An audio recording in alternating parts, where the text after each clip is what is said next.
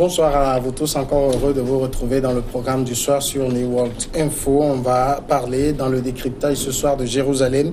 La Ligue arabe interpelle le Brésil et l'Australie. Nous évoquons le sujet avec Mamadou Diouf, notre éditorialiste. Bonsoir Mamadou Diouf. Bonsoir Samuel. Je le disais, la Ligue arabe a adopté mardi une résolution appelant le Brésil et l'Australie favorable à une reconnaissance de Jérusalem comme capitale d'Israël, à respecter le droit international.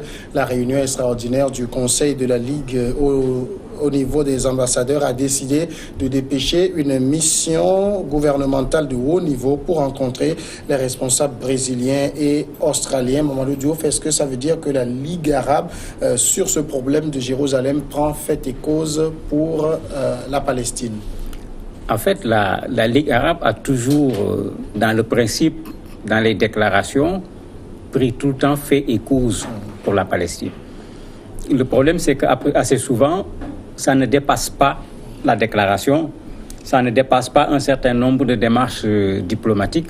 Et pour régler ce problème aujourd'hui, une déclaration et des démarches diplomatiques, le fait d'aller au Brésil, d'aller en Australie ne changera rien dans la décision qui a été prise. D'autant plus que c'est qui a pris la décision, c'est les ambassadeurs. Pourquoi ils n'ont pas convoqué un sommet? Si pour eux, cette cause avait cette valeur de refuser que les gens transfèrent les ambassades au niveau de Jérusalem, ils auraient pu faire une rencontre entre les chefs d'État et les rois. On verra une rencontre plus importante qui prendra une décision également beaucoup plus importante.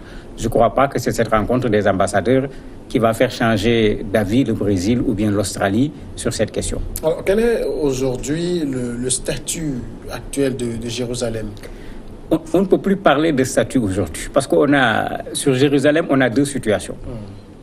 Sur le plan juridique, il y a une chose qui a été faite depuis 1949, quand les Nations Unies décidaient du plan de partage. Il avait été prévu que Jérusalem ne soit ni la capitale de l'un ni de l'autre État.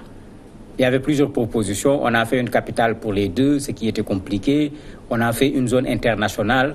Finalement, la proposition qui a véritablement été retenue, c'est que Jérusalem-Ouest puisse être la capitale d'Israël et que Jérusalem-Ouest, puisse être la capitale de la Palestine. C'était plutôt ça, finalement, d'un point de vue juridique. Et quand la Ligue arabe parle, c'est en fait ça. Il leur reproche de marcher sur un texte qui est là, qui est un texte des Nations Unies. Dans la réalité, maintenant, il y a autre chose. Puisque après la guerre de 1967, Israël a occupé plus que Jérusalem qui lui a été consacré. Non seulement ils l'ont occupé, mais depuis lors, en plus de l'occupation, il y a une installation des colonies à l'intérieur d'un espace qui était théoriquement considéré comme un espace palestinien, de sorte qu'entre ce qu'il y a dans les textes, disant que Jérusalem, chacun va avoir une partie de la ville et pourra éventuellement en faire une capitale. Et la réalité aujourd'hui sur le terrain, la différence est véritablement très grande. Alors, quand la Ligue arabe appelle ces pays à respecter le droit international, ça veut dire que la Ligue arabe parle du traité de 49. Oui, ils reviennent sur les textes, parce qu'il y a eu le traité de 49, mais même quand Israël a annexé certaines parties de Jérusalem, après 1967, la guerre de 67, les Nations Unies sont revenues avec d'autres résolutions, qui ne sont pas la résolution seulement de 49, en exigeant qu'Israël se retire de cette partie de Jérusalem et qu'on laisse les gens continuer et qu'on aboutisse à des accords de paix. Le problème, c'est que l'accord de paix est attendu depuis plus de 70 ans. Non seulement c'est attendu depuis plus de 70 ans, mais dans la réalité, on a un État, alors que l'accord disait qu'il fallait 2 États, Israël, un État qui se renforce de plus en plus, qui augmente la superficie de son territoire au détriment d'un autre État qui devait exister, la Palestine, qui jusqu'à présent n'existe pas et dont le territoire est grignoté par les colonies israéliennes année après année.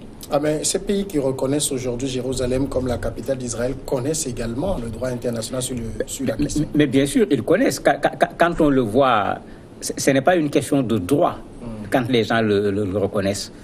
Quand on prend le cas du Brésil, le nouveau venu est là, il veut certainement se mettre sous les bonnes grâces du président américain Donald Trump. Et s'il reconnaît Jérusalem comme capitale pour Israël, ce n'est pas Trump qui va lui refuser cela, puisque tout le monde se rappelle que quand Trump est allé pour inaugurer sa chambre qu'on appelle ambassade parce qu'il n'y avait pas encore d'ambassade. C'est des dizaines de morts et des centaines de blessés qu'on a laissés sur le terrain. Pour le cas de l'Australie, il est clair que c'est un problème de politique intérieure. Le Premier ministre actuellement a des problèmes. Les élections sont prévues l'année prochaine. Il craint son électorat et il est en train de vouloir faire un clin d'œil à une partie de son électorat, comme le fait le président américain du reste, parce qu'il y a un électorat juif qui est là-bas, il y a un électorat également qui est chrétien conservateur, en reconnaissant Israël. C'est ce travail-là qu'il est en train de faire, plus bien sûr un rapprochement par rapport au président Trump. D'ailleurs, même dans la déclaration, l'Australie dit, bon, on ne transfère pas l'ambassade en tant que telle, mais on va attendre qu'un accord de paix soit signé pour que le transfert soit effectif. En même temps, on dit oui, on accepte que l'État palestinien également doit exister et l'autre partie de Jérusalem doit être la capitale de l'État palestinien. Bon, un peu le langage diplomatique, comme on dit. Dans la réalité, ils ont fait quelque chose qui a plu à Israël, puisque le Premier ministre a réagi en disant c'est un pas dans la bonne direction. Bon, les Palestiniens ont réagi bien sûr de façon totalement différente en considérant que ce qui vient d'être fait, c'est quelque chose qui est très mauvais par rapport au droit international. Alors quand ces pays décident quand même de transférer leur ambassade, qui je le rappelle se trouve actuellement à Tel Aviv, vers Jérusalem, est-ce qu'ils spécifient que c'est vers Jérusalem-Ouest? Ils le disent clairement. Tous les deux disent clairement qu'ils vont amener leur ambassade à Jérusalem-Ouest, puisque c'est ça qui est considéré sur le plan juridique comme étant la capitale d'Israël, bien que Israël considère que c'est tout Jérusalem qui est sa capitale, puisqu'il parle même de capitale éternelle. Donc tout le monde fait actuellement comme ce que les États-Unis avaient fait, pour dire qu'on va aller installer, parce que c'est ça qu'Israël également a fait. Israël a déjà décidé que Jérusalem-Ouest est sa capitale, et Israël pousse les États à le faire, puisque c'est ce qu'Israël a fait depuis 1948, mettre les gens devant le fait accompli, en laissant de côté ce que les Nations Unies ont dit, parce qu'il y a plus d'une centaine de résolutions des Nations Unies sur Israël, aucune n'est respectée. Dans ce cas, qu'est-ce qui pose problème aux Palestiniens si c'est Jérusalem-Ouest qui, normalement, est déjà reconnu comme étant capitale d'Israël? Ce qui pose problème, c'est la précision que donne le Premier ministre australien. Pour ne pas se sentir injuste, ne pas être à 100% dans un camp, il dit oui, nous n'allons pas transférer, nous attendons l'accord de paix pour que les Palestiniens également aient leur capitale au niveau de Jérusalem-Est. Mais c'était plus facile d'exiger que l'accord soit écrit, parce que l'accord existe. Il suffit qu'on le respecte. Et une façon de faire pression sur Israël, c'est de lui dire, mais si vous voulez qu'on vienne installer notre capitale à Jérusalem-Ouest, il faut accepter que Jérusalem-Est soit la capitale de la Palestine. Il faut accepter qu'on crée l'État palestinien. Et c'est ça que les Palestiniens dénoncent, parce que en agissant de la sorte, Israël, depuis 1948, se renforce, s'installe comme il le veut, alors que l'État palestinien supposé être créé en même temps par la loi du partage en 1949, on n'a même pas encore l'embryon de cet État aujourd'hui. Ne parlons même pas de capitale, parce qu'avant de dire qu'on va faire de Jérusalem-Est la capitale de la Palestine, il faut qu'on ait créé cet État de Palestine, alors qu'on parle de territoire palestinien. L'État n'a toujours pas encore été créé. Comment est-ce que dans cette cause, la Palestine ait réussi à ne pas avoir les soutiens qu'ont les Israélites aujourd'hui? En fait, quand on regarde Israël, à l'intérieur d'Israël, vous avez des Israéliens qui soutiennent la cause palestinienne, qui veulent en finir avec cette guerre qui dure depuis trop longtemps et qui veulent qu'un État palestinien en bonne et due forme soit créé. Mais ils sont nombreux, mais encore une minorité. Pour ce qui est des relations internationales, Israël est soutenu par les Américains. Et cela fait que souvent, même la Ligue arabe qui est là en train de dire ceci et cela, quand vous allez dans chacun des pays de la Ligue arabe, la position des chefs d'État et des rois est totalement à l'opposé de la position des populations. Totalement à l'opposé. Ils ne représentent en rien leur population sur la question palestinienne. Mais qu'est-ce que ces gens-là peuvent faire dans ces conditions? Ils ne peuvent pas faire grand-chose. L'autre élément, une bonne partie de ces pays sont sous la coupe des États-Unis. Tout comme Israël est sous la coupe des États-Unis.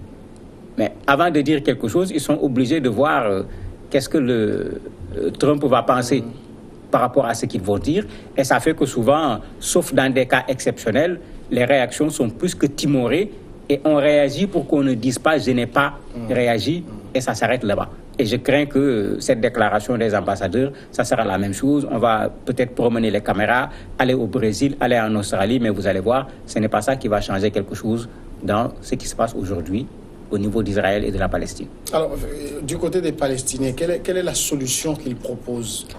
Les Palestiniens ne proposent pas la même solution. Parce qu'il y a deux grandes organisations là-bas. Il y a l'OLP, avec le défunt Yasser Arafat. Il y a également le Hamas, qui est là. Il y a le FDLP, il y a d'autres organisations quand même. Les Palestiniens n'ont pas le même avis. Actuellement, de plus en plus, tous les Palestiniens sont pratiquement d'accord sur le principe de la création de deux États. Parce que pendant un temps, il y en a qui disaient non, il faut qu'Israël quitte parce qu'ils sont venus occuper notre terre. Le problème maintenant, c'est les frontières. Ça va être les frontières de quelle année? Parce que comme je disais tout à l'heure, sur les textes, les frontières de 49 n'ont rien à voir avec la réalité d'aujourd'hui. D'autres accords ont été signés en 67, d'autres accords ont été signés en 73 parce qu'il y a eu des guerres également en ces moments. Et ces guerres se sont traduites également par des déplacements de frontières. Et sur ça, les Palestiniens ne s'entendent pas parce que certains disent, bon, on est fatigué, on prend ce que nous avons aujourd'hui, on arrête avec cette guerre. D'autres disent non, on nous rend nos territoires comme ce qui avait été dit au moment de la loi du partage en 49, d'autres vont en 67, d'autres vont en 73, ce qui fait que l'État palestinien dont on parle géographiquement n'est pas le même. L'autre élément qui s'y ajoute, les colonies israéliennes ont fait une chose qui est extrêmement bizarre. Quand un Palestinien se promène dans ses propres territoires, à un certain moment, il rentre dans l'État israélien et puis il ressort de l'État israélien pour continuer. Parce qu'il n'y a pas de continuité territoriale. L'implantation des colonies est venue grignoter. Ça également, ça pose problème. Certains disent qu'il faut enlever toutes les colonies. Aucune compromission par rapport à ces colonies, puisqu'ils ne peuvent pas avoir un État, être dans leur État et devoir traverser encore un autre État juste parce qu'on veut changer de quartier dans l'État où on se trouve. Ça veut dire que du côté palestinien, on ne parle pas d'une seule voix? Non, actuellement, on ne parle pas d'une seule voix. Les deux voix les plus entendues, c'est la voix de l'OLP, ce qu'on appelle le Fatah, mais en fait, c'est plutôt l'OLP, c'est celle du Hamas. Et il y a une division qui est là, qui se répercute également sur le plan géographique, avec le Hamas qu'on trouve au niveau de Gaza en particulier, et le Fatah plutôt, qu'on trouve dans le reste, la Cisjordanie, etc. Est-ce que Israël, de son côté, a formulé une proposition? Non, Israël n'a pas formulé de proposition concrète parce que même au niveau d'Israël également, tous les Israéliens n'ont pas la même position. En fonction du parti qui domine et qui devient Premier ministre, on voit les données changer. Par moment, on était assez proche des accords jusqu'à ce que les deux responsables israéliens et palestiniens, on les ait primés avec le prix Nobel de la paix parce qu'il y avait un rapprochement qui aurait permis à l'époque de pouvoir trouver un accord. Mais avec les changements de Premier ministre en Israël, on est devant actuellement un recul par rapport à ces accords qui avaient été signés. Et Netanyahou, aujourd'hui, n'est pas celui, certainement, qui va résoudre le problème palestinien parce que sa position est plutôt proche des radicaux israéliens. Ce n'est pas ça qui va être la solution pour la Palestine et Israël. Et sur ce dossier, les Nations Unies ont du mal à s'imposer. Comment les Nations Unies vont s'imposer puisque tout le monde sait que les Nations Unies sont malades. Et la maladie des Nations Unies s'appelle droit de veto. À chaque fois que l'Assemblée générale a voulu prendre des décisions, les Américains se sont opposés. À chaque fois que le Conseil de sécurité a voulu prendre des décisions, les Américains se sont opposés. Quand les Nations Unies ont réussi à prendre des décisions, les décisions n'ont jamais été appliquées. Il y a plus d'une centaine de résolutions des Nations Unies sur cette question qui sont là et qui ne sont pas appliquées. Mamadou Diouf, merci d'avoir répondu à nos questions. C'est moi qui vous remercie. Nous observons maintenant un moment de pause et après on va passer à l'invité de ce soir.